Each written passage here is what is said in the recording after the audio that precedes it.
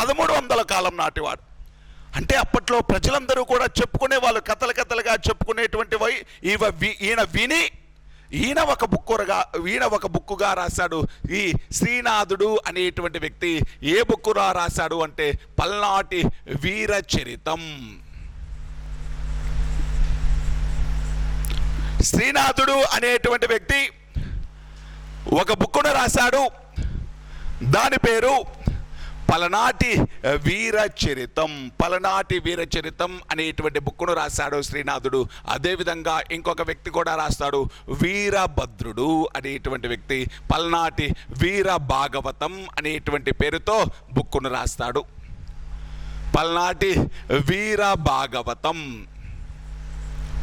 శ్రీనాథుడు పల్నాటి వీర చరితం అనేటువంటి బుక్కును రాస్తే, వీరభద్రుడు పలనాటి వీర భాగవతం అనేటువంటి బుక్కును రాయడం జరిగింది.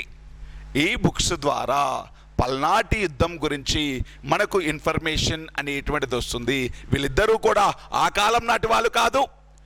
తర్వాత 200 సంవత్సరాల తర్వాత ప్రజలు చెప్పుకునేటువంటి విషయాలని, ప్రజలు కథలుగా చెప్పుకున్నటువంటి విషయాలని వీళ్ళు బుక్స్ రూపంలో రాయడం జరిగింది, పుస్తకాల రూపంలో రాయడం జరిగింది. శ్రీనాథుడేమో పల్నాటి వీర చరితం, వీరభద్రుడేమో పల్నాటి వీర భాగవతం అనేటువంటి పేరుతో బుక్స్ రాయడం జరిగింది. ఇది ఏ వంశానికి సంబంధించింది అంటే హయహయ వంశానికి సంబంధించినది. హయహయ వంశము అనేటువంటిది యాక్చువల్గా పల్నాడు ప్రాంతాన్ని పరిపాలించినటువంటి రాజవంశం. ఇనీషియల్గా గురజాలను రాజధానిగా చేసుకుని పరిపాలించింది. గురజాలని రాజధానిగా చేసుకుని పరిపాలించింది ఎవరు అంటే నలగామరాజు.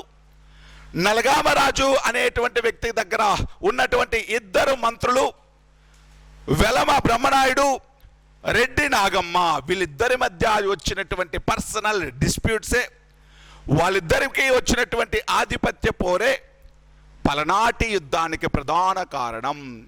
నాగమ్మ అనేటువంటి వాళ్ళకి ఈ బ్రహ్మనాయుడికి మధ్య ఉన్నటువంటి డిఫరెన్సెస్, పర్సనల్ డిస్ప్యూట్స్తో పాటు వాళ్ళ మధ్య ఉన్నటువంటి మతపరమైనటువంటి డిస్ప్యూట్స్ కూడా. నాగమ్మేమో శైవ మతాన్ని ఫాలో అవుతుంది, బ్రహ్మనాయుడేమో వైష్ణవ మతాన్ని ఫాలో అవుతున్నాడు. ఈ వైష్ణవ మతాన్ని ఫాలో అయ్యి వైష్ణవంలో వీర వైష్ణవం అనేటువంటి మతాన్ని ప్రారంభించాడు. వీర వైష్ణవం ప్రారంభించి అన్ని కులాల వాళ్ళని ఈ మతంలోకి రమ్మని ఇన్వైట్ చేస్తున్నాడు. కన్నమదాసును అడాప్ట్ చేసుకున్నాడు. చాపకూడు సిద్ధాంతాన్ని ప్రవేశపెట్టాడు.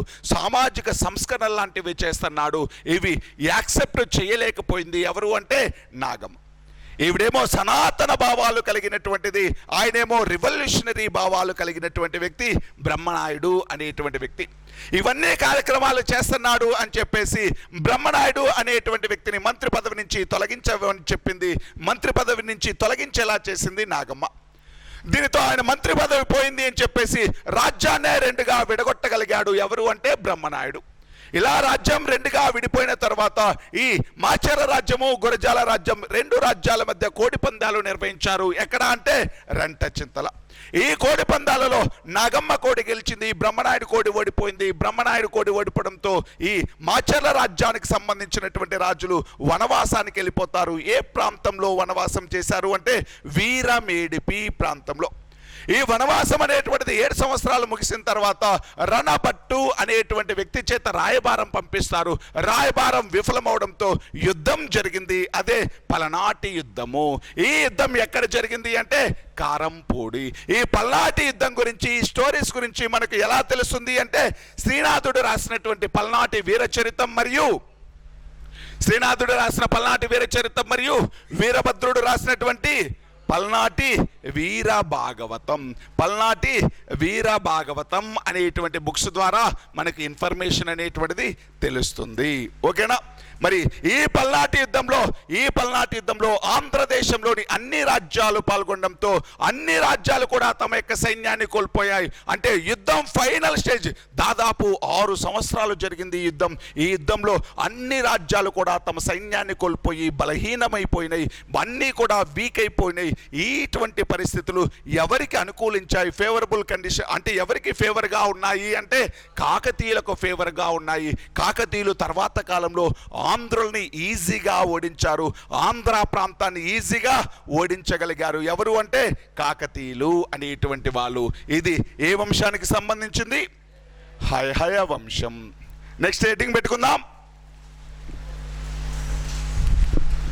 టైం అయిందా? ఉందా? సరే, బ్రేక్ తీసుకుందామా? బ్రేక్ తీసుకొని లంచ్ తర్వాత మళ్ళీ కంటిన్యూ చేద్దాం.